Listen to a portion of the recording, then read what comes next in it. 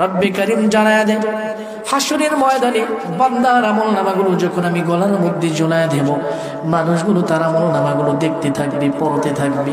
আল্লাহ বলবেন ইকরা কিতাবাক কাফা বিনাফসিকাল ইয়াওমা আলাইকা হাসিবা।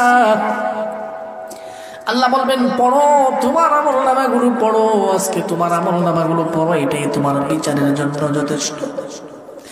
রব্বে কারীম সূরা কাহফ 15 নম্বর পারা 18 নম্বর পৃষ্ঠা হাফিজি কোরআন শরীফে আল্লাহ বলেন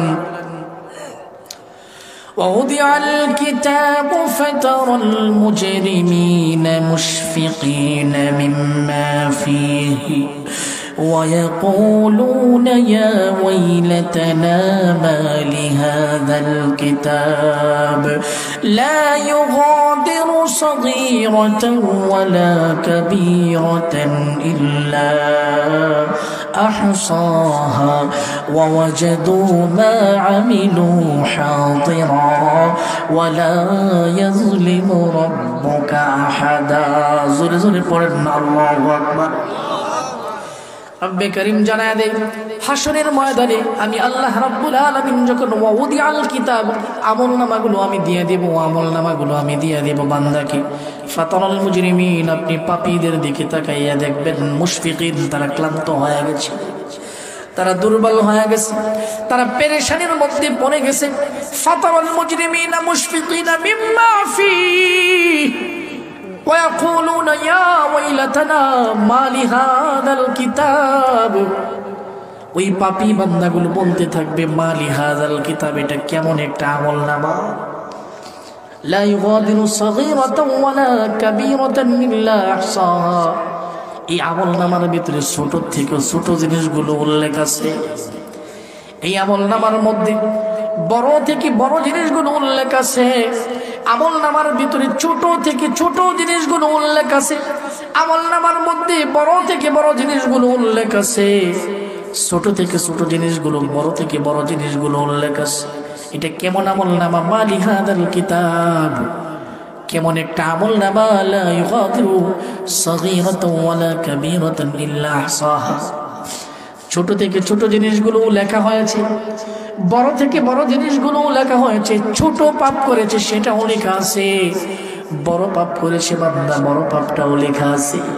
আল্লাহ জানায়া দেয় ফামান ইয়ামাল মিসকালা যাররাতিন খায়রান ইয়ারা ওয়া মান ইয়ামাল মিসকালা যাররাতিন শাররান ইয়ারা।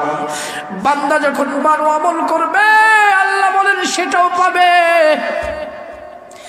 যাররা পরিমাণ ভালো আমলনামা যদি কেউ করে সেটাও পাবে, যাররা পরিমাণ মন্দ আমল যদি কেউ করে সেটাও পাবে। রব্বে কারীম কোরআনে মাজিদের ভিতরে সূরাতুল জিলজালের ভিতরে এটা বলেন, আল্লাহ বলেন ফামান ইয়ামাল মিসকালা যাররাতিন খায়রান ইয়ারা ওয়া মান ইয়ামাল মিসকালা যাররাতিন শাররান ইয়ারা। একটা মানুষ যখন দুনিয়ার জমিনে যাররা পরিমাণ নেক আমল করবে, একটা মানুষ যখন দুনিয়ার জিন্দেগিতে যাররা পরিমাণ আমল করবে সেটাও পরকালে পাবে। আবার একটা মানুষ যখন দুনিয়াতে যাররা পরিমাণ মন্দ কাজ করবে সেটাও পাবে। আল্লাহ বলবেন আমি যখন আমলনামাটা গলায় ঝোলায় দেব হাসরের ময়দানে, ওই আমলনামা দেখে মানুষগুলো বলতে থাকবে ইয়া ওয়াইলাতানা মা লিহাযাল কিতাব, কেমন একটা আমলনামা, লা ইউগাদিরু সাগীরাতান ওয়ালা কাবীরাতান ইল্লা আহসাহা। যে আমলনামার মধ্যে ছোট ছোট জিনিসও আছে, যে আমলনামার মধ্যে বড় বড় জিনিসও আছে, যাররা যাররা পরিমাণ জিনিসও আছে, অনু পরিমাণ জিনিসও আছে, অনু পরিমাণ ভালো কাজ আছে, অনু পরিমাণ মন্দ কাজ আছে। মানুষগুলো পেরেশান হয়ে যাবে, পেরেশান হয়ে যাবে। আল্লাহর নবী বলেন হাসরের ময়দানে বান্দাগুলো পেরেশান হয়ে যাবে। কেমন পেরেশান হবে? মানুষগুলো হাসরের ময়দানে উলঙ্গ অবস্থায় উঠবে, উলঙ্গ অবস্থায় উঠবে, নগ্ন পায়ে নগ্ন দেহ নিয়ে হাসরের ময়দানে বান্দা যখন উঠবে মানুষগুলো পাগল পারা হয়ে যাবে, মানুষগুলো পেরেশান হয়ে যাবে, বলতে থাকবে যদি আজকে আমলনামাগুলো ডান হাতে আসতো। জান্নাত জাহান্নামের এখনো ফয়সালা হয় নাই, শুধু আমলনামাগুলো ডান হাতে পাওয়ার জন্য মানুষগুলো পেরেশান হয়ে যাবে।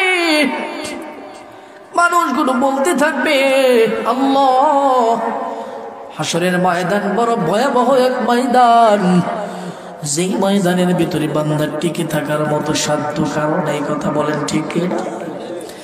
এখনো আমলনামা আমার আল্লাহ রাব্বুল আলামিন দেয় নাই, মানুষগুলো পাগল পারা হয়ে যাবে।